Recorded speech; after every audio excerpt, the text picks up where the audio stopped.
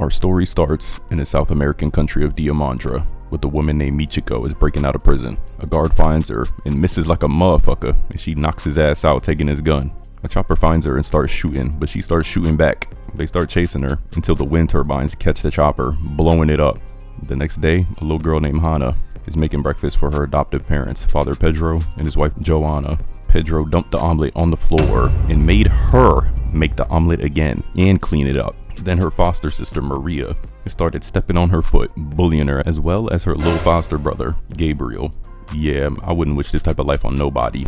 They was treating her like shit, turning off the water while she was in the bath and then kicking her down the stairs. Like, bro, I would've.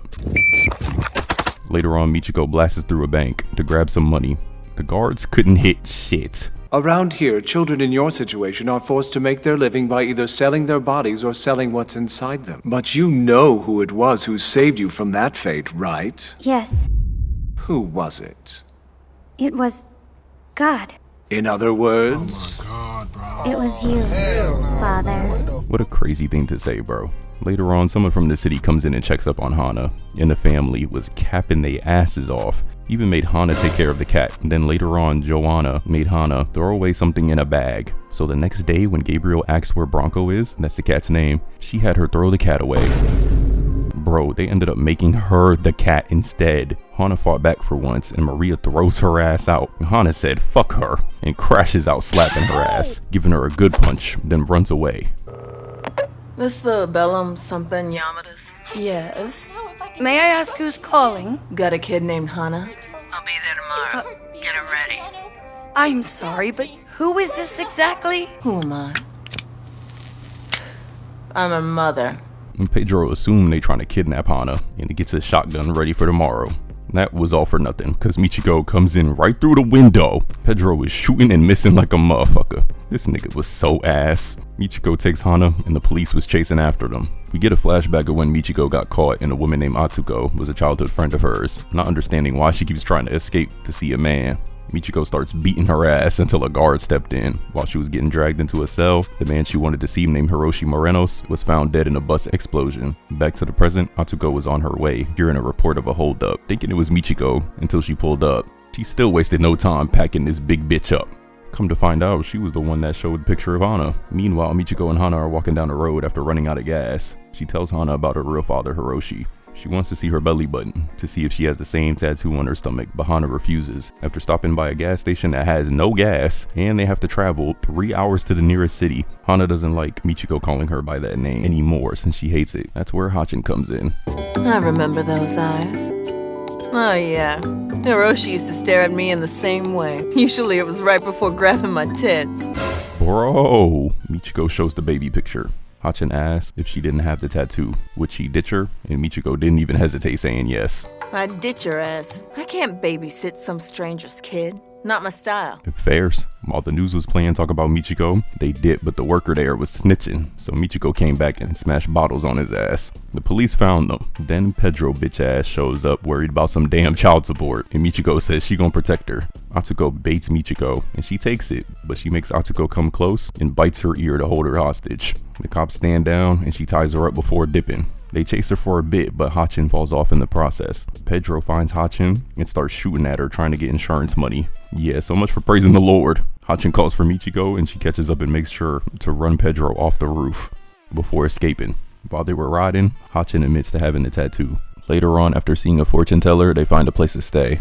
Michiko gets a drawn portrait of Hiroshi and gets Hatchin a new pair of shoes. Ain't paid for it though. Classic. Yeah, and I'm not sharing no bed with her ass. I'm lying. Hatchin ends up getting her shoes snatched. So she really woke up and went to get a job so she can pay for the shoes. Michiko is out looking for her with this terrible fucking drawing. Hey, at least she was worried. Hatchin cuts her hair on her day at work, and after getting the signal, she starts chasing the kids who skipped out on paying. She follows one of them who has her shoes and finds them, but she starts getting shot at, then starts getting chased. She ends up getting cornered. Luckily, thanks to the fortune teller from earlier, she stuns one of them named Antonio, making him drop his gun. Then Michiko pulls up and almost ran over Hatchin, not recognizing her, which is kinda crazy. She the only blonde kid out here. Then there goes Antonio trying to be brave. Get out of here, bitch! Or do you want me to blow a hole in them tig old bitties? The rest of the kids run off. After Antonio takes off too, Michiko says she found Hiroshi thanks to an old man. Like, bro, let's be for real. It's probably not gonna be him. They go to the spot and a woman answers the door with a whole child, by the way. Then a man comes to the door who looks similar, and Michiko drags Hatchin away, saying it wasn't him, and starts getting mad about the fortune teller from earlier. I don't care what Michiko says. I think the fortune was right. It was the sketch that was wrong. But still, if I really had met my father here tonight, I wonder, what kind of face would I have made then? Later on, Michiko got drunk and started crashing out at the dancer? Yeah. What's with your pants? They ain't got no jiggle. Feet don't quake. I'm talking to you, Kuta. Oh. That same girl she crashed out on tripped her ass too. Bears. Soon after, the same kids from before pulled up on her at gunpoint and told her to come with them. One of the kids wearing Hatchin's shoes is crazy. Rico was the one wanting to see her, saying he runs the town, trying to press her for hurting Antonio, but that ain't really do much for real. His girl he had at the crib was wildin' too. Die!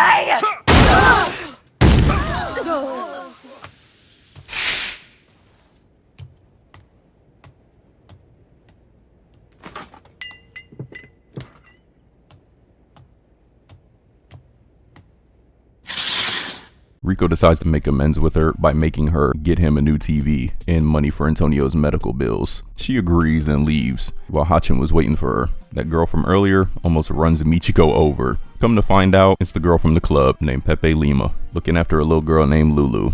They went to the place Hatchin works at, and she says she knows Hiroshi. Feels like Cap, but tells her to stop by and Hatchin can come learn more about him. Shortly after, she ends up dining and dashing elegantly.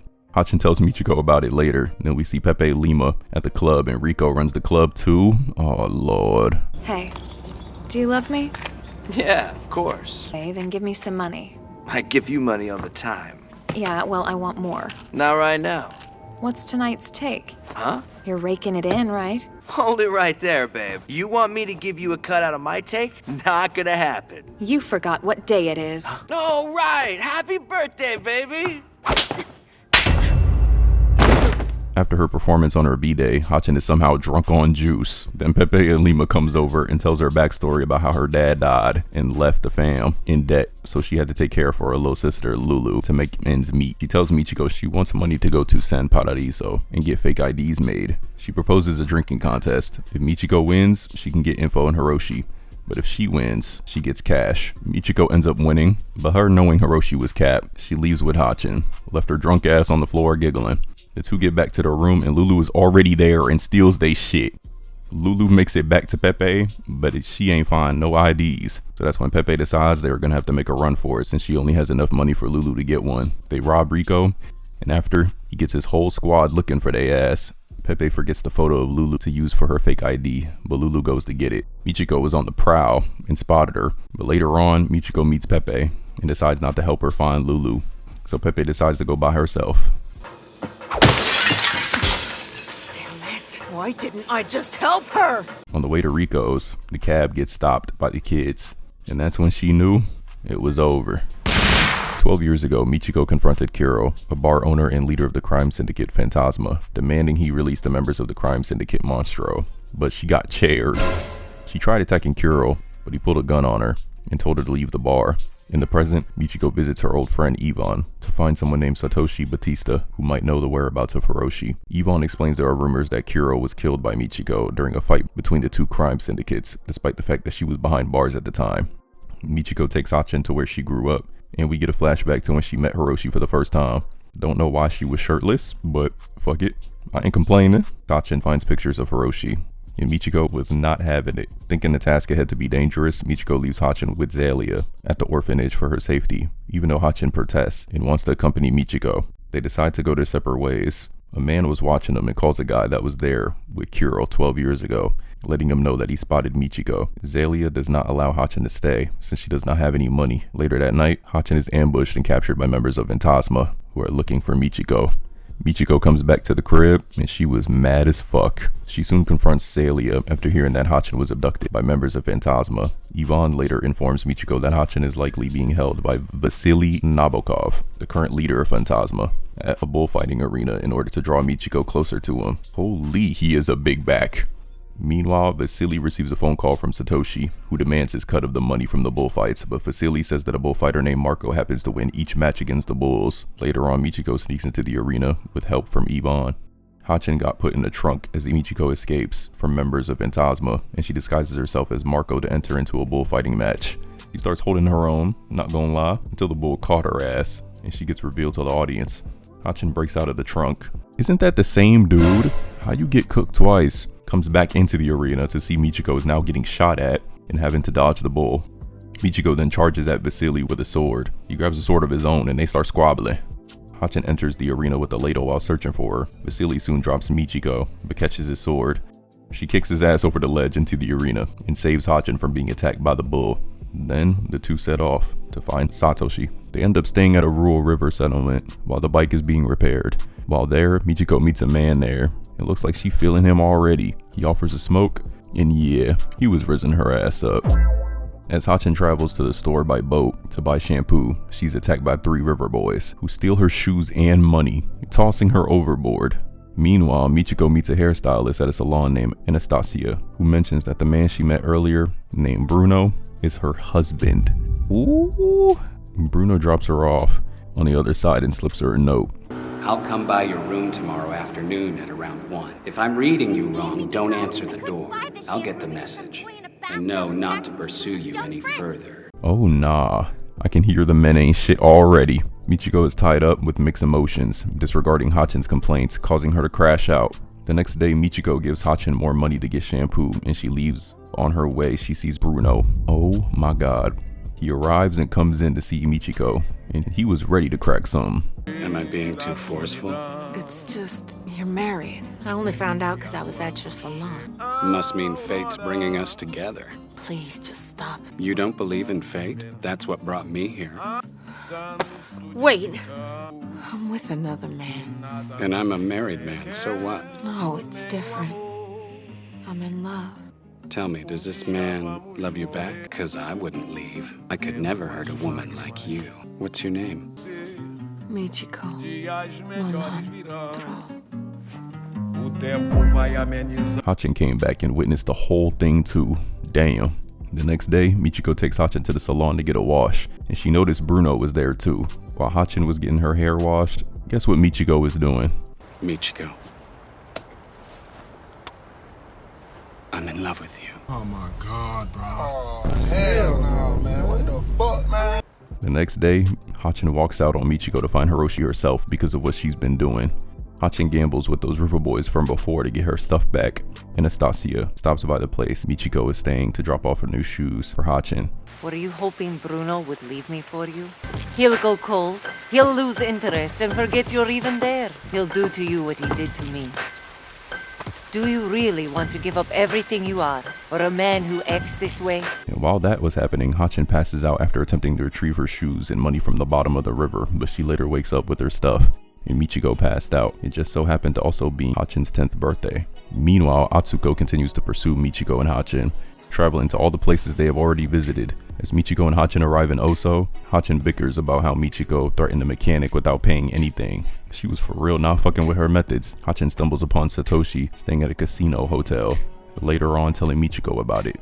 The next day, Michiko finds Satoshi but realizes he's a fraud and it's not him. So she proceeds to put belt to ass on him and his thugs, kicking him in the nuts. His name was Dabi. Just when they was about to leave, Shinsuke from Monstro called the lobby saying they got the hotel surrounded. Then Michiko talks to him. He wants to play a game to come find him. Michiko decides to play. Michiko with Dabi and his crew take a series of train routes while evading the guns being shot at him, soon having to leave his gang behind to see him at an abandoned train station at 6 o'clock in the evening. Shinsuke lets Michiko talk to Satoshi. Meanwhile, after receiving a message that Michiko left the hotel, Hatchin travels alone on a separate train route. This girl. Hatchin travels to the town of Perna, but she is currently low on money. She soon meets a young girl named Rita, who mistakes her for a boy and almost kissed her. They both the same age, but I can't talk since I was young as hell, having my first kiss before that. After eating, the news said Dabi was dead and Michiko fled the scene. Then Rita talks about having a tampon in. I ain't need to know that. Rita takes Hatchin to observation deck and explains that the Maria statue is a weeping statue that sheds tears of blood, which possibly can grant wishes. Rita says she doesn't believe in it. Rita lets Hatchin know that she's a circus performer before having to leave. At night after her performance, Rita talks about her circus partner Gino, who she has strong feelings for. We're always together, and we have been ever since I was born. You see, my parents abandoned me outside of that tent. The first thing I ever remember seeing was Gino. I'm always looking at him, but then he never looks at me. So I've tried to make him jealous by talking to a whole bunch of men, but he still doesn't look at me. Like, no shit, he ain't gonna look at you. He a grown man. The following day, the boy from earlier informs Hatchin that Gino is dating a waitress named Natalia, and he knocked her up. He was willing to feed her if she talked him up to Rita, but Hatchin was not having it and smacked his ass.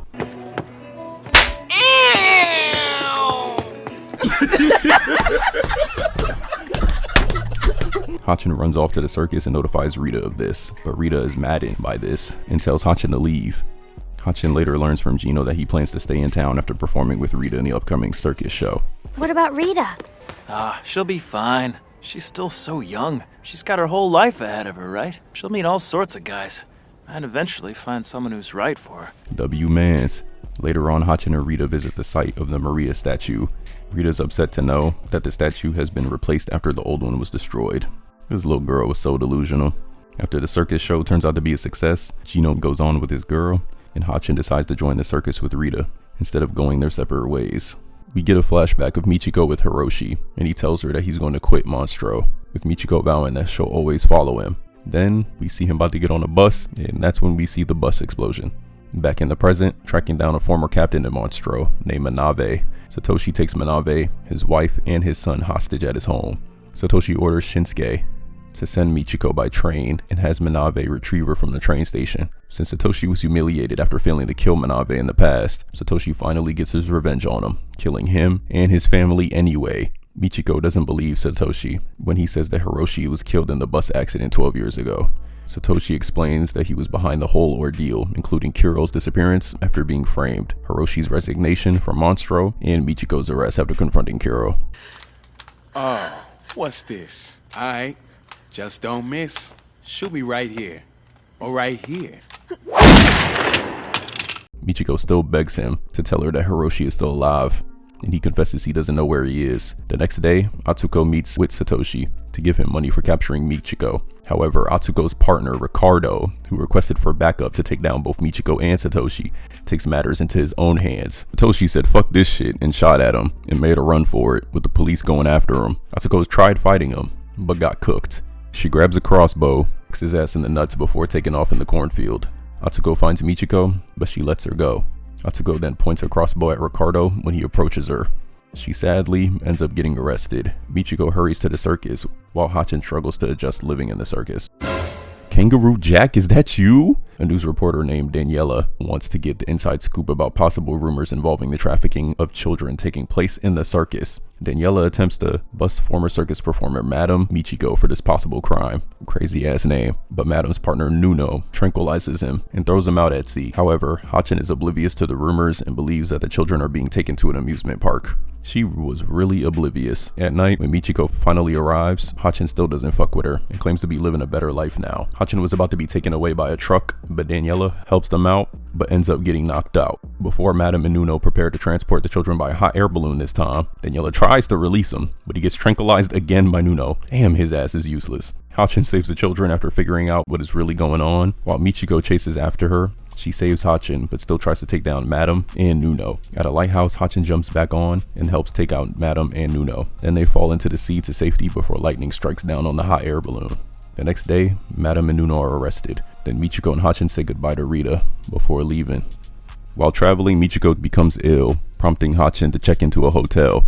The reason I'm hot is because, unlike you, I'm just a hot woman.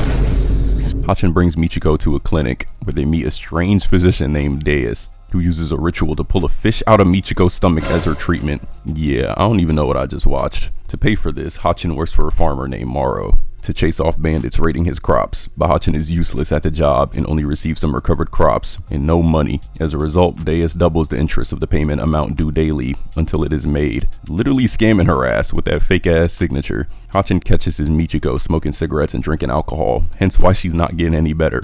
Later on, Michiko takes out her frustration on the television set from seeing a soap opera of a man that looks like Hiroshi. She goes outside and begins to hallucinate and witnesses Hiroshi having a relationship with a doctor. Yeah, she was bugging the fuck out. Hatchin later learns from the inn auntie that Deus uses his rituals as a con to pay his gambling debts.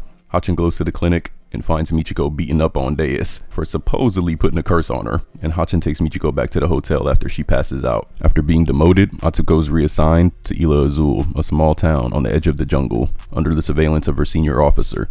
Atsuko meets a rebellious girl who was definitely giving Michiko vibes from when she was young. Her name was Vanessa Lee, who was caught stealing nearby. After Atsuko buys Vanessa a sandwich, she returns the favor by giving Atsuko a coconut while she was on duty. She was trying to catch a monkey and Vanessa deadass hits it with a coconut.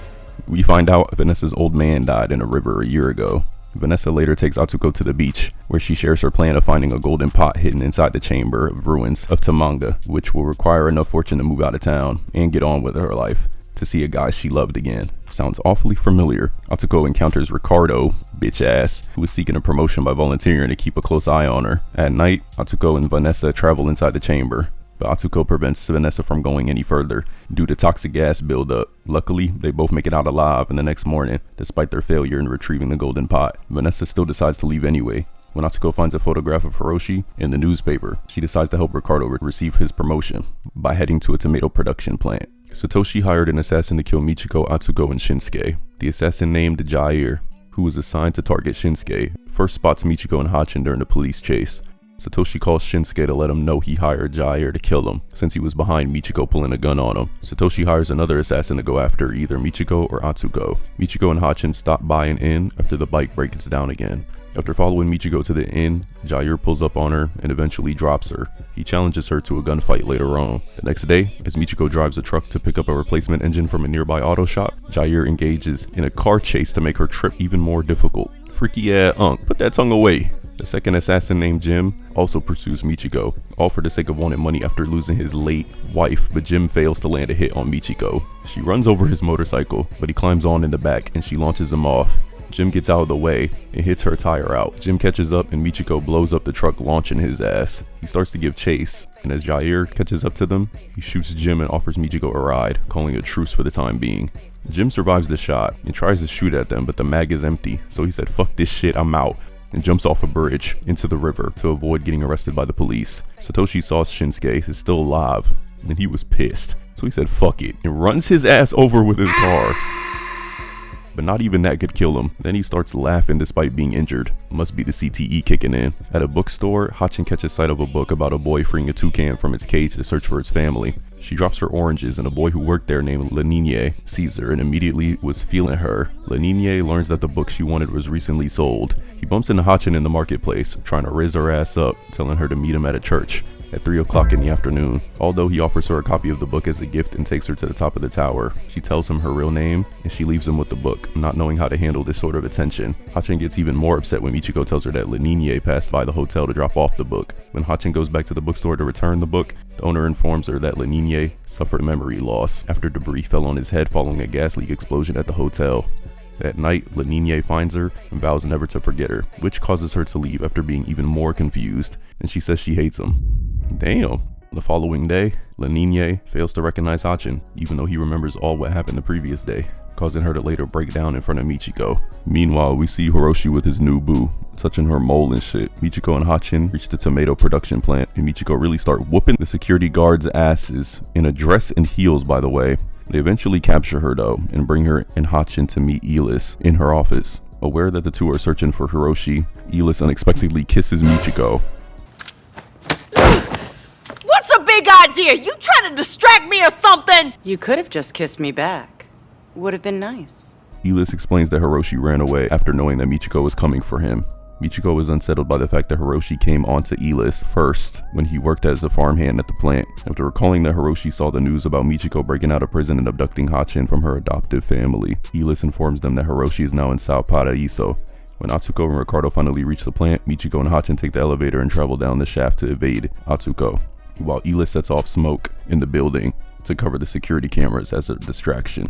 Elis helps Michiko and Hatchin escape the plant from the basement, but she later tells Atsuko and Ricardo that the two are headed to Sao Paraíso. When Michiko goes to pick up the fake passports that she requested from the leader of a Chinese syndicate called Heike, she finds out that she was pickpocketed on the way there. Michiko tries to take the passports without pay, but is captured. Meanwhile, after failing to find Michiko while roaming the streets, Hatchin is taken in by a man and his son. Not even gonna ask why he's dressed like that, but the man is a Chinese opera singer named Ne Fang Yi. His son says he wants to be just like him. Okay, fairs. In the Heike headquarters, Shinsuke asks Eduardo and Wen to help him find Satoshi, to which the two agree on friendly terms. On the roof, Ne later asks Eduardo and Wen to free Michiko, and all she had to do was play rock, paper, scissors, bruh. But she knocked Wen right on the chin instead. Later on, Ne takes a challenge in her place. Put on a blindfold and run from one end to the other. A simple chicken race. All you have to do is run and hope the god of victory smiles upon you. Do that, and I forget everything. Clean slate. As he is blindfolded and tied to a rope with Michiko in tow, Ne runs across a steel beam off of the roof to decide his fate. Michiko manages to break free while pulling Ne up onto the steel beam with her teeth. Nah, she's different. So with that, they complete the challenge. After receiving the passports, Michiko and Ne reunite with Hatchin and his son outside the opera house. Michiko scolds Hatchin for not staying where she was told to, but relents when Hatchin gives her a hug. Michiko and Hatchin illegally cross the border checkpoint to Sao Paraíso, which is then reported on the news. They hide out from the police and later stumble upon a guy who was formerly one of Hiroshi's old business associates.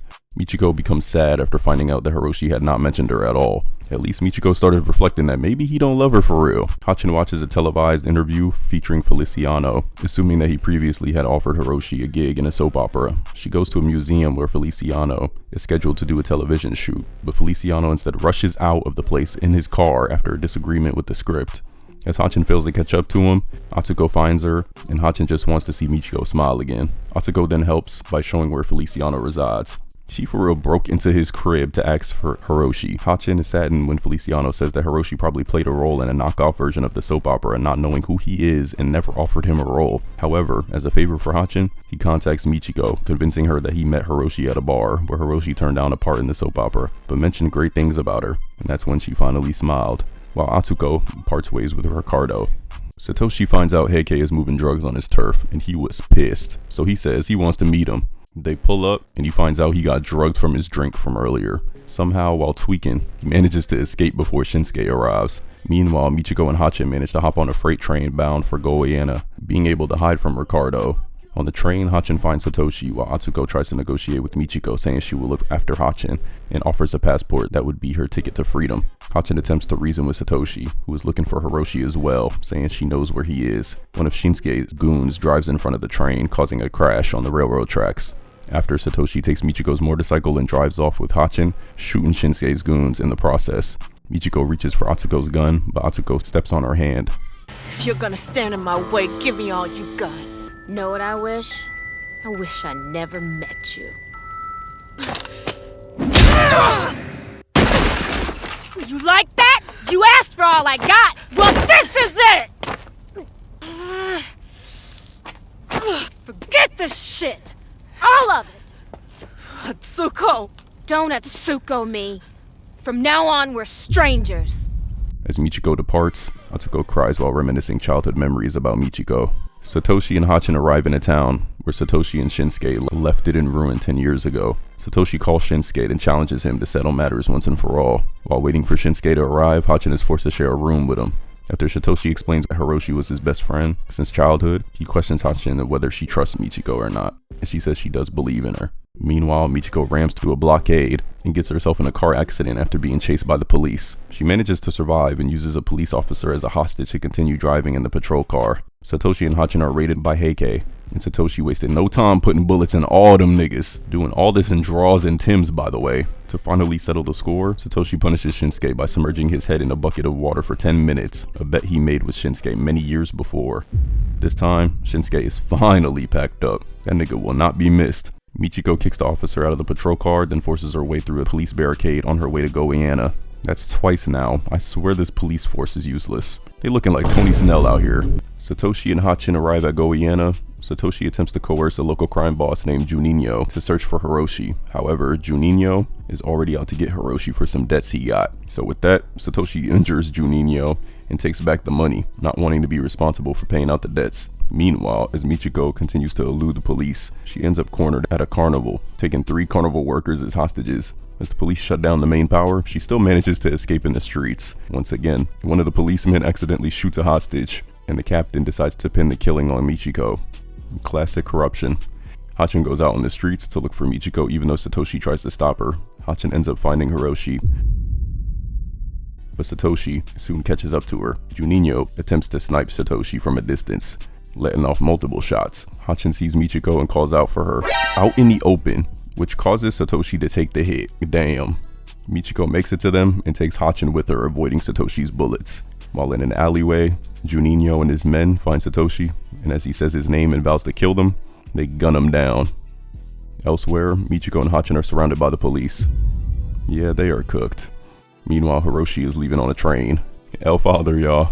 Michiko comes up with a plan for the police to take Hatchin and get her back later. Hatchin mentions to Michiko that she briefly saw Hiroshi and starts to attack the police captain as a distraction for the both of them to escape and take a patrol car. Sadly, they crash after getting blocked by the police after being chased. The police captain is given his gun, but as he pulls the trigger at the two, he realizes that he was holding an unloaded gun. Dumbass cop from earlier grabbed the wrong one. Michiko and Hatchin take off. Ricardo arrives at the scene to investigate and eventually takes Michiko in cuffs. Atsuko shows up as well and prevents him from arresting Michiko and restraining Hatchin. Michiko and Hatchin run to the train station, where Michiko finally sees Hiroshi. I found you, you prick. So you haven't forgotten me. That's good. You've grown your hair out. I've been chasing you a long time. I'm sorry. Is that all? So, what now? The 3 of them stay at an inn overnight. The next morning, while making breakfast, Michiko tells Hatchin that she will be turning herself in and come back for her one day. Hatchin, once this all shakes out, I'll come see you. It's not goodbye, it's see you later. I promise. Hatchin. Michiko schedules a flight for Hatchin and Hiroshi to go back home. Not her riding after them. Oh my god, this shit's sad. 10 years later, Hatchin works at a restaurant and raises her only son. Not her being a single mother at 20. Then the said baby dad only lasted 3 months before he dipped. Oh my lord. After learning on the news that Michiko was arrested, her dad left her ass as soon as he found another woman. Yeah, crazy he's not in the worst fathers in anime conversation. Hatchin attempts to send a letter to Michiko, but it came back undeliverable. Hatchin later deduces that the anonymous packages that she recovered in the mail was delivered by Michiko from different cities across the country. After a very long travel, Michiko and Hatchin reunite in the middle of the road. W fucking ending. I don't care, bruh. So with that, I'm out.